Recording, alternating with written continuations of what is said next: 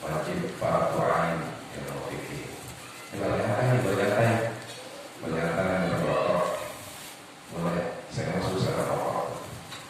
Menonton. Boleh lagi ya? Nggak usah. Boleh. Nah, aduk.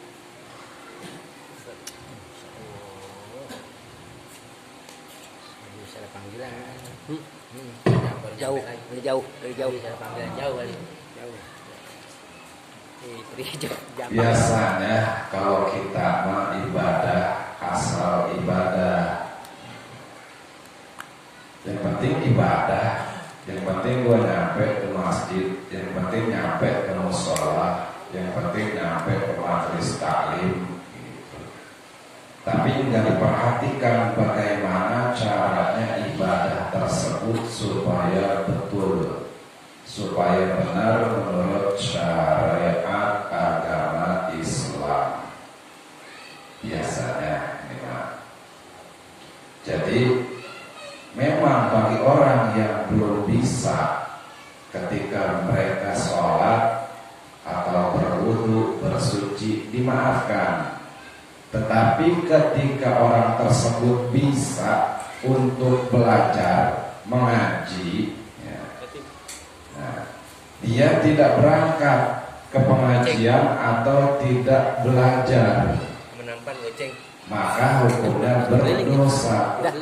Selama hidupnya berdosa karena tidak mau menuntut ilmu.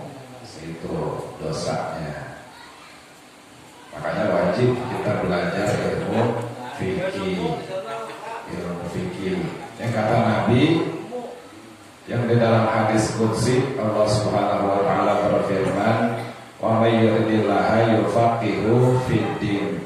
Barang siapa yang ingin diridhoi oleh Allah Subhanahu wa taala, yaitu orang tersebut diberikan ciri-cirinya yaitu yufaqihu fiddin, orang yang paham terhadap agama. Kalau orang tersebut mau dikasih kebaikan sama Allah, maka orang tersebut dikasih ciri dulu, yaitu paham tentang agama. Paham, bukan hafal. Jadi paham tersebut yaitu ya belajarnya ilmu fikih. Nah, dan bab fikih tersebut kita masih menerangkan tentang bab sunnah wudu. Ini kan sunnah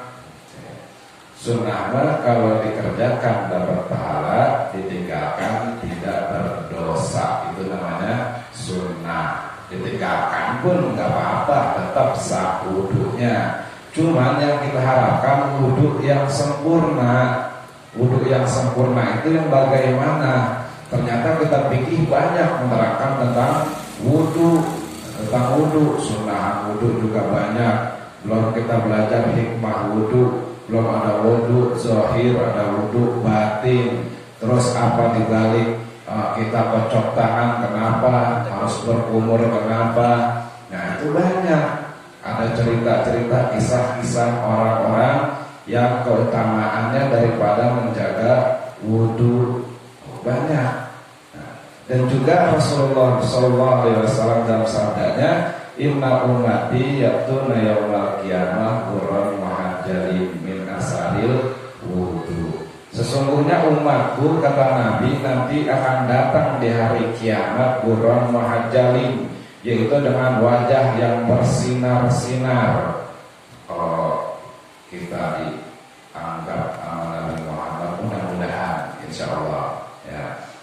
Dari umat Nabi Muhammad nanti yaitu bakalan beda sama umat lain. Apa bedanya? Bersinar, wajahnya bersinar, walaupun di dunianya ya gelap dah di dunianya ya.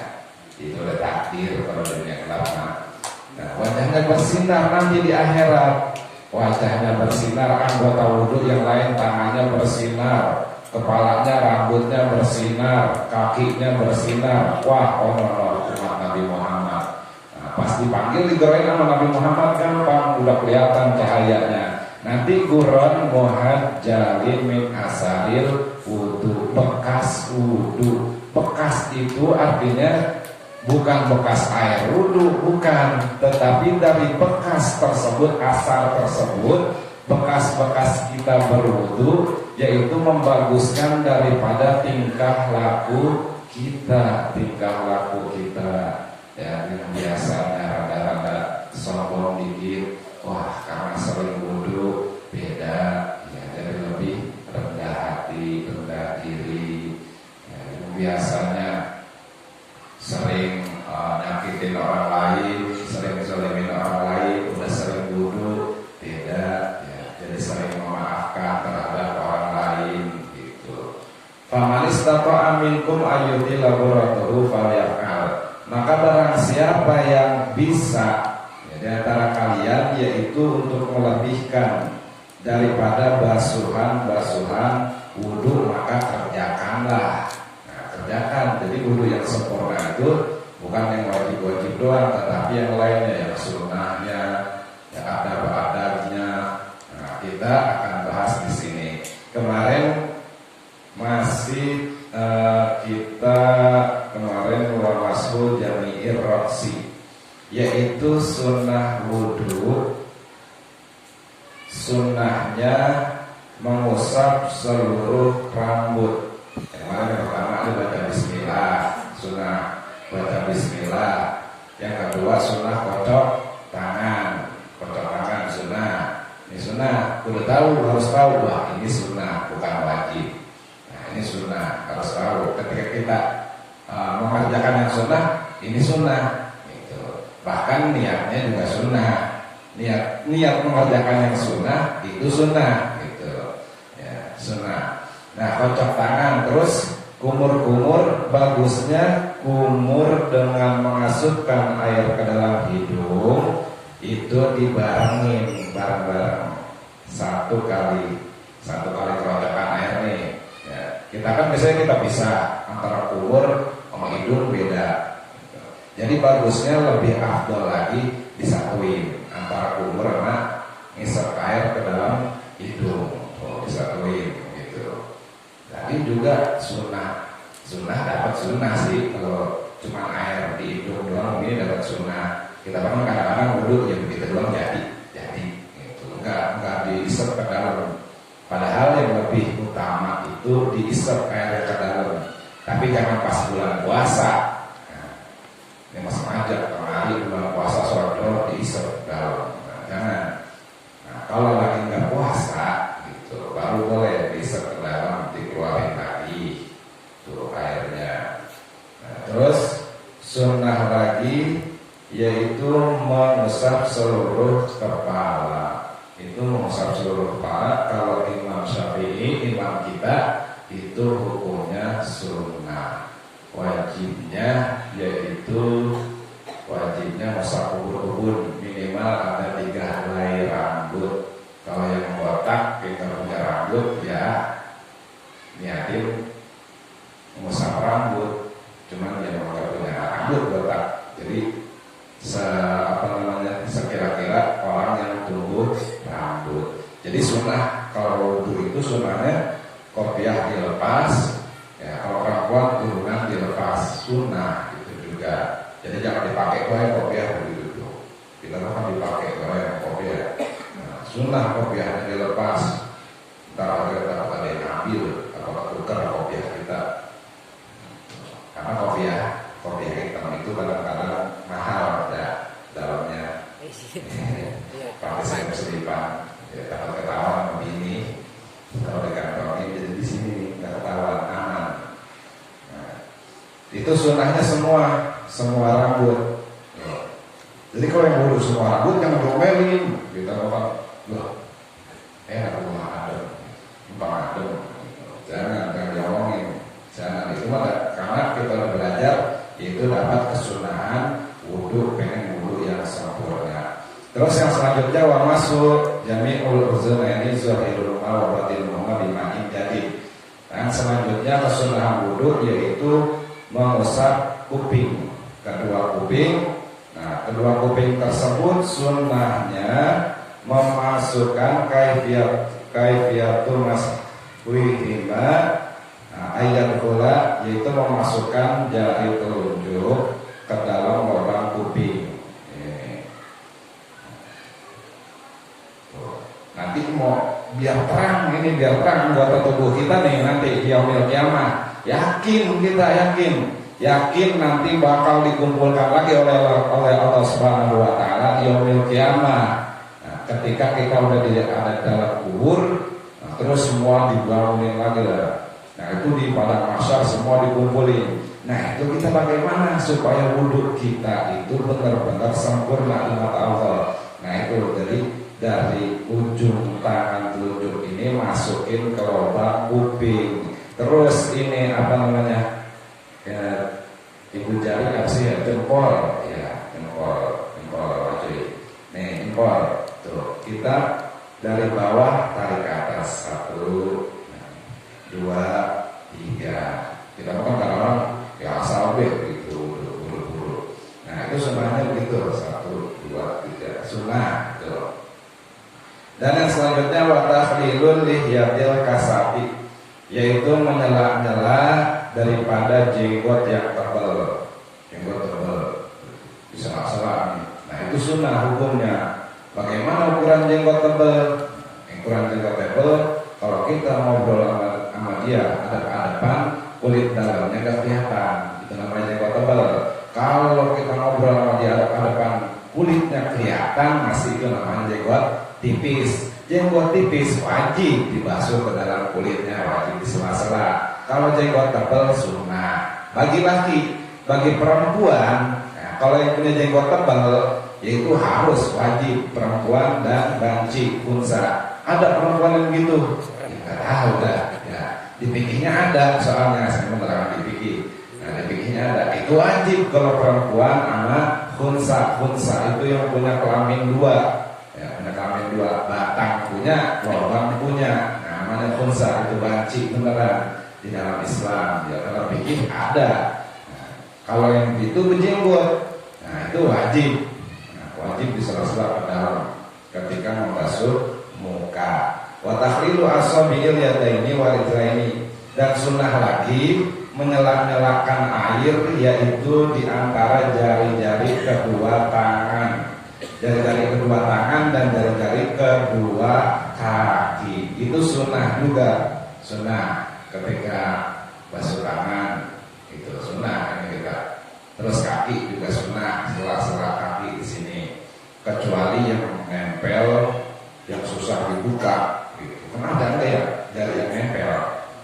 Jari nempel permanen gitu ya, jari nempelnya. Nah, itu kalau dibuka bisa luka. Jangan dibeset pakai silet, kalau kita beset dulu mau luka. Nah, itu memang sunnah. Jadi sunnahnya menyela-nyela jari, itu sunnah. Terus sunnah lagi watak dimulimuna ala yusra, sunnah juga mendahulukan yang kanan atas yang kiri. Jadi yang kanan dulu baru yang kiri, kanan kiri. Terus kaki kanan kaki kiri, itu sunnahnya. Sunnah itu sunnah. Kalau haknya kiri dulu juga nggak apa-apa, tetap sah wudunya. Yang penting runtut. Wa taharatu salasan. Dan membasuhnya 3 kali, sunnah juga 3 kali. Yang wajib itu sekali. Ketika kita ngusap muka, makanya pas pertama itu yang wajib. Nah, pas pertama yang wajib, kita basuhnya benar-benar semuanya kena. Rambut yang panjang cabang sini wajib kena semuanya sampai sini leher. Minimal lebihin air sampai leher. Semua kita merata. Sunnah juga yaitu telunjuk kita nih ngusap mata, sunnah. Kalau ada beleknya, ya kalau ada beleknya tuh. Kalau kita kalau ada susah sering nangis, gitu ya. Tapi kalau ada bekas air mata tuh ada beleknya tuh. Nah itu satu sunnah juga ngusap muka. Yang pertama itu wajib, jadi yang benar-benar dilakuin yaitu yang pertamanya. Adapun yang kedua, yang ketiga yaitu hukumnya sunnah. Terus yang sunnah selanjutnya wal muwalatu, terus menerus. Terus menerus itu yaitu tidak terpotong-potong. Maksudnya bagaimana? Terus menerus wudhu. Enggak, kita wudhu di sini di majlis atau di rumah, wudhu di rumah. Baru dapat muka doang, pindah lagi ke masjid. Ya, tangan, habis dapat tangan doang, pindah lagi. Ya, karena sibuk gitu ya, sibuk wudhu doang, pindah-pindahan. Bisa begitu? Bisa selama air wudhu yang ada di anggota tubuh belum kering, ya, artinya masih ada airnya, ya, belum kering, itu masih bisa dilanjutin wudhunya, asal jangan hadas. Ya, kalau hadas keluar namanya kentut, ya, asal jangan kentut, asal jangan batal, bisa itu mah, ya pindah-pindah gitu.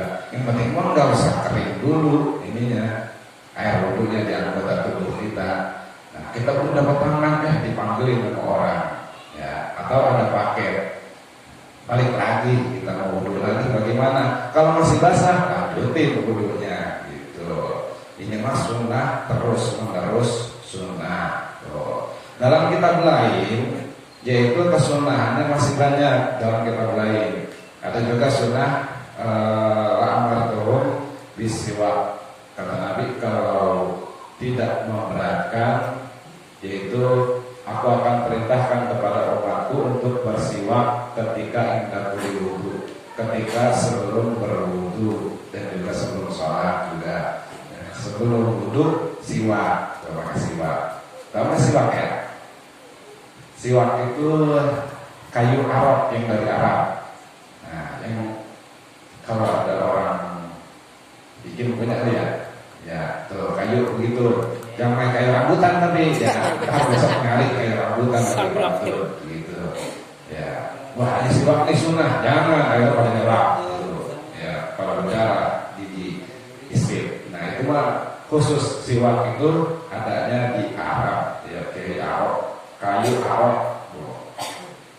Terus tidak minta tolong dituangkan air tanpa uzur. Kalau kita nggak ada uzur, ya kita masih kayak begini semua nih, apa namanya, sehat semua, aman semua, tangan ada, nggak buntung ya, tangan ada, terus kaki ada. Nah kita nggak minta tuangin air sama orang. Nah itu juga sunnah, nggak ngerepotin orang namanya. Kalau ada uzur mah tangan nggak punya, kaki nggak punya, bagaimana wudhunya tuh? Ya, ayo dah, tidak menghabiskan air, tidak menghabiskan air. Enggak ngambur-ngambur air gitu. Apalagi pas mati lampu, tawan air cuma setoran, ya lama kuat wudhunya. Katanya supaya ini sah wudhunya, supaya sempurna. Jangan, ntar orang yang belakangan udah dapat airnya kudu balik dulu dari musola atau dari masjid, kudu balik rumah dulu, akhirnya jadi sholat jamaahnya, akhirnya nggak jadi sholat negara kita. Jadi sunnahnya enggak ngambur-ngambur air. Terus tidak menyeka anggota wudhu tanpa uzur. Ya, habis wudhu jangan dielap.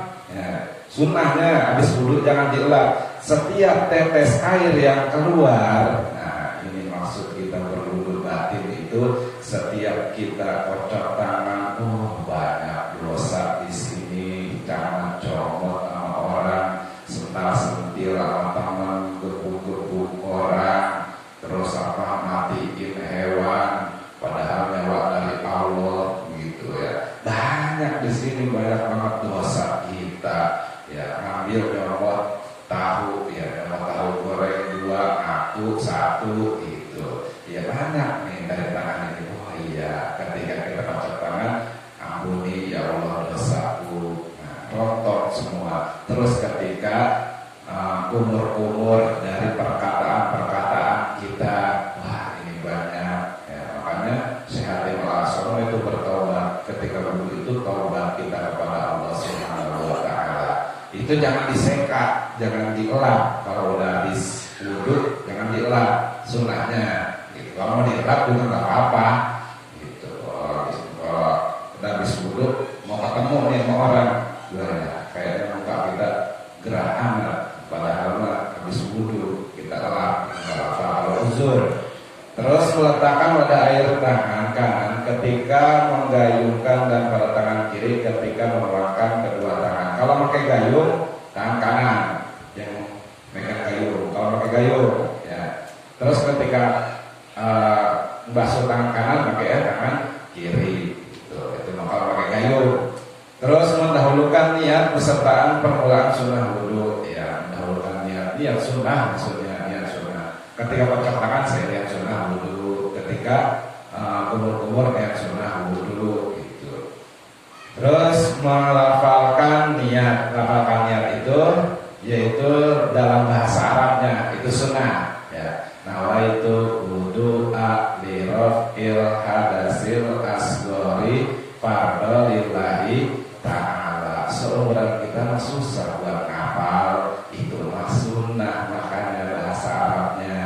Nah yang wajib mah bahasa Indonesianya yang kita ngerti niat di dalam hatinya. Mana ketika awal membasuh muka saya niat berwudu menghilangkan hadas kecil fardu karena Allah Ta'ala. Yang penting ada kata-kata menghilangkan hadas kecil dan fardu karena Allah Ta'ala itu niatnya.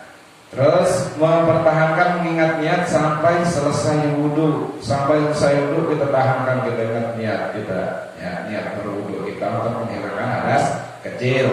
Terus sunnah lagi wudu menghadap kiblat. Makanya ada orang di masjid-masjid ya bikin tempat wudu itu harus menghadap kiblat. Karena itu sunnah menghadap kemana juga bisa boleh, itu sunnah. Terus menggosok-gosok anggota wudu khususnya tumit, gosok-gosok anggota wudu khususnya belakang tumit ini nih. Kadang-kadang kita cuma siram belakangnya mah kita nggak tahu kena air apa enggak gitu. Jadi sunnah digosok-gosok. Terus yang selanjutnya memulai dengan sisi atas wajah, sunnah. Ya mau langsung ke depan juga nggak apa-apa. Nah itu wudu penting pas usapan pertama kita niat itu sunnah dari atas. Terus memulai ujung jari, memulai dengan ujung jari tangan, mulai dari sini sunnah, mulai dari sini. Ya kalau dari sini nggak apa-apa, penting mau basuh tangan. Nah ini cara yang sunnah kita. Terus menghemat air sama tidak mengaburkan air. Terus tidak berbicara kecuali uzur, ya, kecuali butuh. Kita kan lagi wudu boleh ngobrol jadi enggak masuk. Ya tahu dah lupa ngobrol wudu. Nah itu juga makruh. Baru wudu baru ngobrol dia. Sekarang ngomongin apa tahu, sekarang ngomongin apa namanya mancing benjol gitu ya. Iya, sekarang ngomongin yang lain loh. Ya, mancing akhirnya pada pusing.